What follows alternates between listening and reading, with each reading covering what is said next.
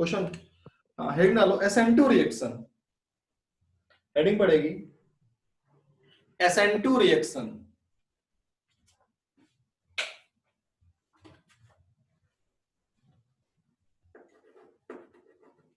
SN2 mechanism, bimolecular nucleophilic substitution reaction, bimolecular nucleophilic substitution reaction। Clear? मतलब इसकी molecularity कितनी होती है? 2 होती है। देखो रिएक्शन होती क्या है। सबसे पहली बात, ये सबसे ज्यादा कौन देता है? मेथाइल हैलाइड, उससे कम 1 डिग्री हैलाइड। कौन नहीं देता? 2 डिग्री हैलाइड और 3 डिग्री हैलाइड SN2 मैकेनिज्म नहीं देते। क्लियर? दूसरी चीज, इसके लिए कैसा न्यूक्लियोफाइल होना चाहिए? Strong nucleophile. स्ट्रॉन्ग न्यूक्लियोफाइल का सिंपल सा मतलब होता है ऐसा न्यूक्लियोफाइल, स्ट्रॉन्ग न्यूक्लियोफाइल का मतलब होता है कि जिसके पास क्या होता है? नेगेटिव चार्ज होता है। कैसा चार्ज होता है? नेगेटिव चार्ज होता है। थर्ड वन, तीसरा नंबर है कि इसमें सॉल्वेंट कैसा होना चाहिए? सॉल्वेंट होना चाहिए polar aprotic. Polar aprotic, polar aprotic से मतलब है जैसे DMF डाइमेथाइल फॉर्मामाइड पढ़ाया है मैंने, है ना? DMSO, ऐसे ये वाले, ठीक है। फिर यहां पर आएगा अगर डबल बॉन्डेड कार्बन से हेलोजन लगा है या ट्रिपल बॉन्डेड कार्बन से हेलोजन लगा है तो ये SN2 मैकेनिज्म नहीं देते, तो SN2 मैकेनिज्म नहीं देते। फिर बात आती है सब्स्टिट्यूशन हो रहा तो लीविंग ग्रुप भी होगा। लीविंग ग्रुप कैसा होना चाहिए? जो लीविंग ग्रुप है कैसा होना चाहिए? वीक बेस की तरह होना चाहिए। Week base are best leaving group. Week base, या कह दें कल समझाया था स्ट्रॉन्गेस्ट एसिड, ठीक है। ये प्रॉपर्टी होती है इसकी। और इसमें क्या होता है? इन्वर्जन होता है। इन्वर्जन का मतलब होता है अगर जो हमारा रिएक्टेंट है अगर उसका कॉन्फ़िगरेशन R है तो जो प्रोडक्ट होगा उसका S होगा, क्योंकि इसमें क्या होता है जिस तरफ से लिविंग ग्रुप हटता है उसके जस्ट अपोजिट में सब्स्टिट्यूएंट ग्रुप लगता है, उसके उसी के साइड मतलब बैक साइड से अटैक करता है। कैसे होती है मैकेनिज्म उसकी बात करेंगे, पहले इसको अच्छे से नोट करो जल्दी।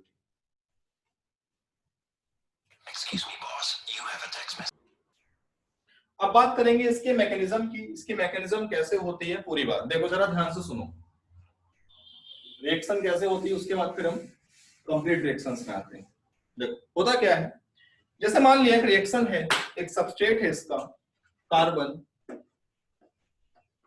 CH3H, यहां पर मान लिया ड्यूटेरियम लगा है और यहां पर क्या है? Br लगा हुआ है, ठीक है।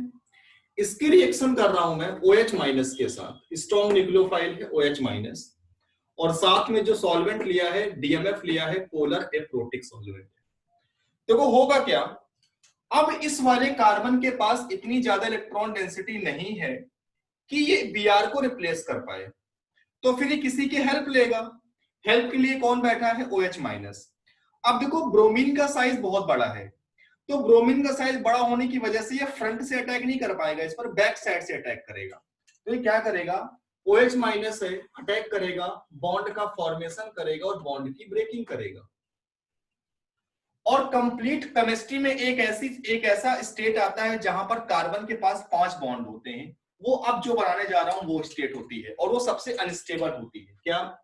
जरा ध्यान से देखना, C से CH3H D, यहां पर क्या हो रहा है?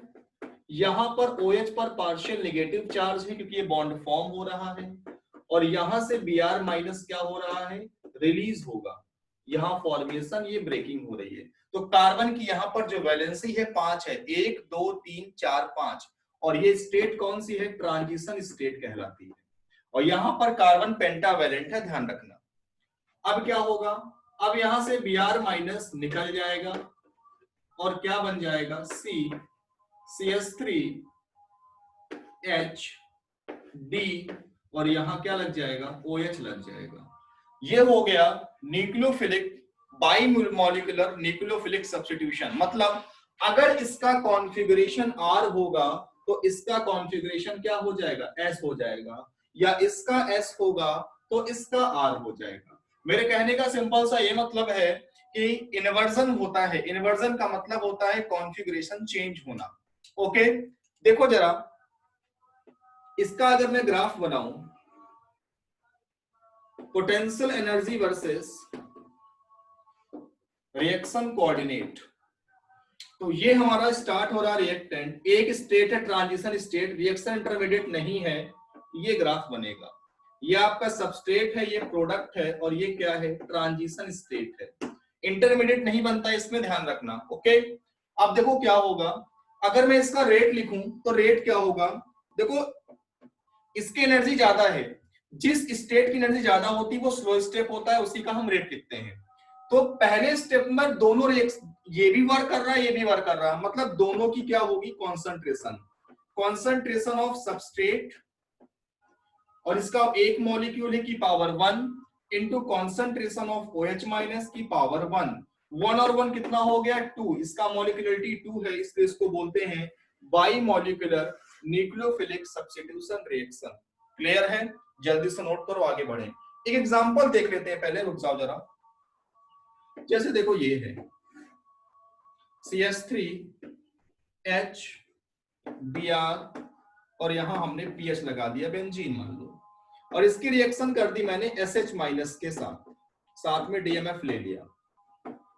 भाई यहां से Br निकलेगा, यहां पे SH नहीं लगेगा, SH लगेगा इस तरफ, H इधर आ जाएगा। इन्वर्जन देखो, इसका कॉन्फ़िगरेशन क्या आएगा, नंबर दो 1 2 3 4, ये क्या होगा 3 से 2 2 से 1, इसका आएगा S कॉन्फ़िगरेशन। क्लियर है, इसका क्या होगा, इसके लेक्चर डाल रखे हैं प्रीवियस, आइसोमरिज्म पढ़ा हुआ, देख सकते हो। अब जो SH लगेगा वो यहां लगेगा और H इधर आ जाएगा। अब इसका करके देख लो कॉन्फ़िगरेशन, 1 2 3 और 4, 3 से 2 2 से 1, देखो R आ रहा है, तो इसका S था, इसका क्या आ गया, R आ गया, मतलब क्या हो गया, इन्वर्जन हो गया। आई बात समझ में, जल्दी से नोट करो। देखो इसमें रीअरेंजमेंट नहीं होता है, ठीक है, जैसे रिएक्शन है,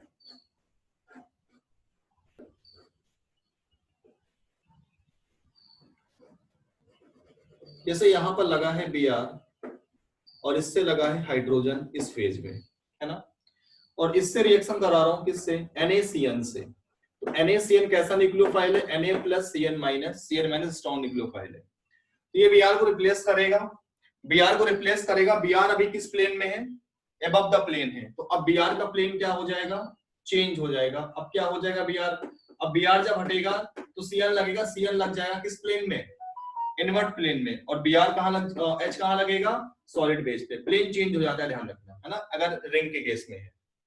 क्लियर है, ठीक है। नेक्स्ट एग्जांपल देखो, CH3 H PH H Br CH3, reaction किससे करानी है, NaSH के साथ करानी है, Na प्लस SH माइनस। जरा ध्यान से सुनना, अब देखो यहां से Br हटेगा, Br ही लिविंग ग्रुप है यहां पर, तो Br हटेगा यहां से। देखो ये क्वेश्चन अच्छे क्वेश्चंस के अंदर आते हैं, क्लियर है। तो Br अब लगते टफ है लेकिन होते बहुत इजी है। Br यहां से हटेगा लेकिन कहां जुड़ेगा, SH यहां पीछे आके जुड़ेगा, क्लियर है। बाकी और कुछ टच मत करना। देखो जरा क्या हो जाएगा, CH3 H PH SH यहां जुड़ेगा, H यहां आएगा, बाकी CH3 ये लग जाएगा, ठीक है। बहुत इजी होते हैं, फर्जी टाइप के होते हैं, सिंपल से। अगला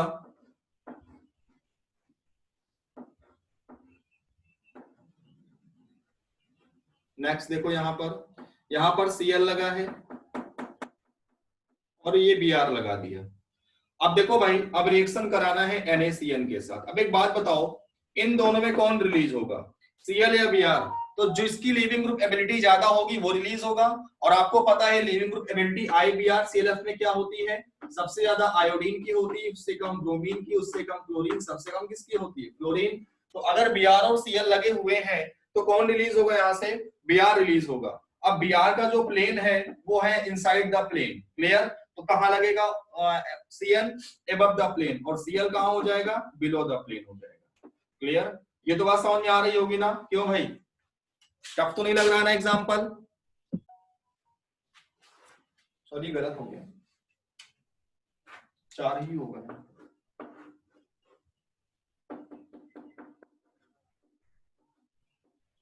ये हो जाएगा, सॉरी। देखो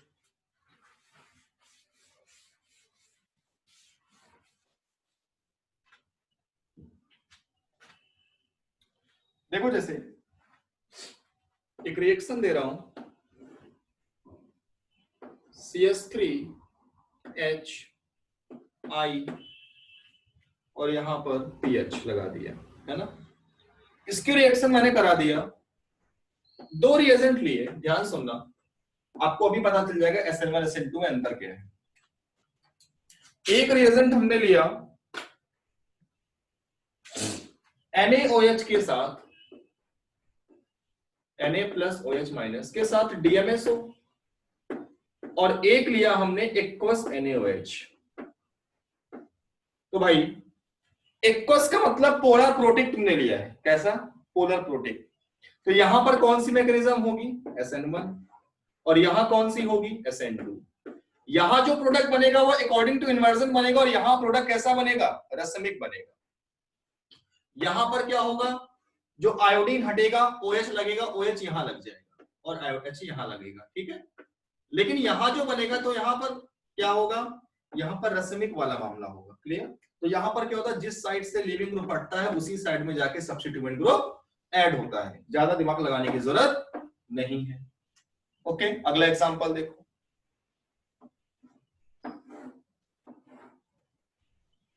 PH H Br H D और यहां पर हमने लगा दिया CS3। अब इसके रिएक्शन हम कराएंगे, 2 रिएजेंट हैं, एक तो है NaOH, इसके साथ में DMSO, और दूसरा है हमारा एक्वस NaOH। तो ऊपर वाले में क्या होगा, ऊपर वाले में जिधर साइड से लीविंग ग्रुप हटेगा उसके अपोजिट साइड जुड़ेगा, क्योंकि यहां पर SN2 मैकेनिज्म होगी, कौन सी, SN2, और एक्वस लिया मतलब तुमने पोलर प्रोटिक ले लिया और SN1 हो जाएगी, है ना। क्या होगा देखो जरा, 2 हैं, तो यहां पर यहां लगेगा OH, यहां PH H, फिर यहाँ H, बाकी वैसे जो जोड़ो जो कहते हो जैसा ही है। SN1 होगी, जहां से यहां से हटेगा वहीं लगेगा, है ना। यहाँ पर एक्स्ट्रा दिमाग लगाने की जरूरत नहीं है, क्लियर है। यहाँ पर 2 प्रोडक्ट बनेंगे, एक फ्रंट साइड से भी अटैक कर सकता है, बैक से भी अटैक कर सकता है, ठीक है, मन का मर्जी है। तो फ्रंट भी लगा सकते हो और यहाँ पर बैक भी लगा सकते हो। इसका मतलब होगा कि यहाँ पर प्रोडक्ट कैसा बनेगा, रेसमिक बनेगा, कैसा बनेगा, रेसमिक प्रोडक्ट बन जाएगा, क्लियर है। ये कोई टफ नहीं होता है, बिल्कुल इजी होता है। ये क्या बन गया, रेसमिक मिक्सचर बन गया, है ना। नोट करो जल्दी से, बहुत इजी होता है, समझ तमीज से समझ आना चाहिए।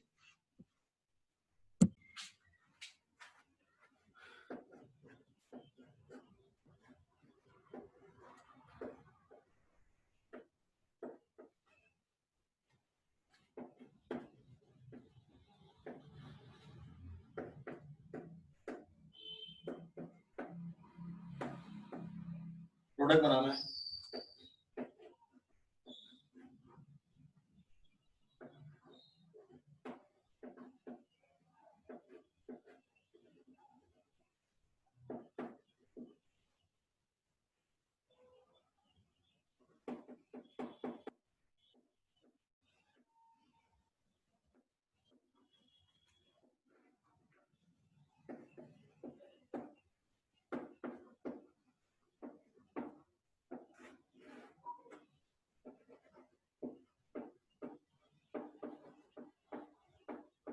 बनाओ क्या बनेगा।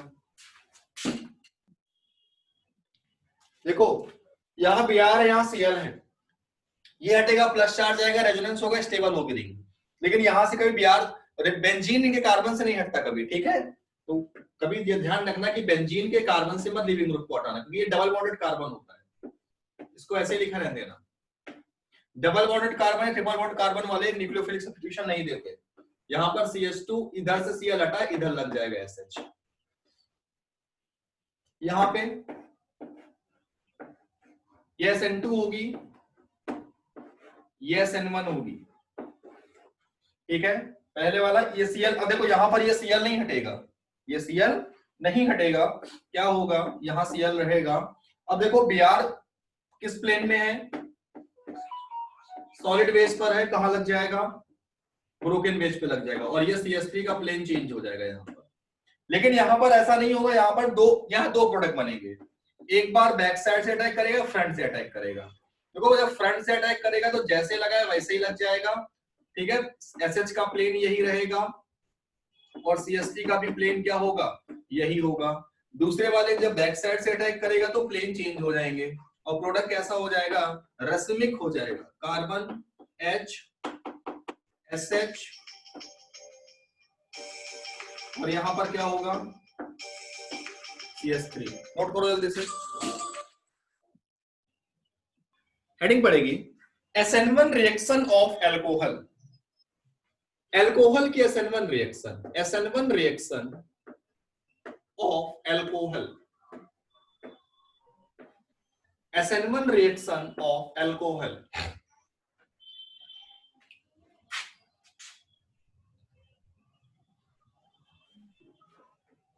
देखो क्या होता है इसमें, कोई भी अल्कोहल है, जैसे अब कोई भी अल्कोहल नहीं होगा, एक चीज याद रखना, SN1 में क्या होता है, OH हटेगा, कोई आएगा, जो आएगा वो कहां जुड़ेगा, स्टेबल कार्बोकैटायन पे जुड़ेगा, क्योंकि SN1 रिएक्शन में रीअरेंजमेंट होता है, रिंग एक्सपेंशन होता है, याद होना चाहिए, क्लियर। तो ROH की रिएक्शन जब हम हाइड्रोजन आयोडाइड के साथ करेंगे, HI के साथ, तो यहां से OH हट जाएगा, H+I- और क्या लगेगा, RI लगेगा, क्लियर। लेकिन ये जो R है ना, ये कैसा कार्बन होना चाहिए, स्टेबल कार्बोकैटायन होना चाहिए। अगर स्टेबल नहीं हुआ तो रिएक्शन नहीं होगी। आगे देखो,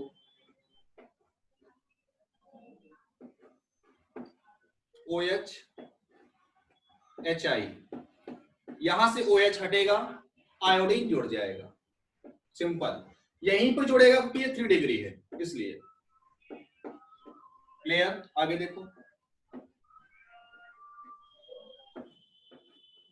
OH HI से रिएक्शन करानी है, क्या होगा, अब यहां से OH हटेगा, यहां प्लस चार्ज आएगा, अब यहां पे नहीं लगेगा, लगेगा यहां पे, हाइड्राइड शिफ्टिंग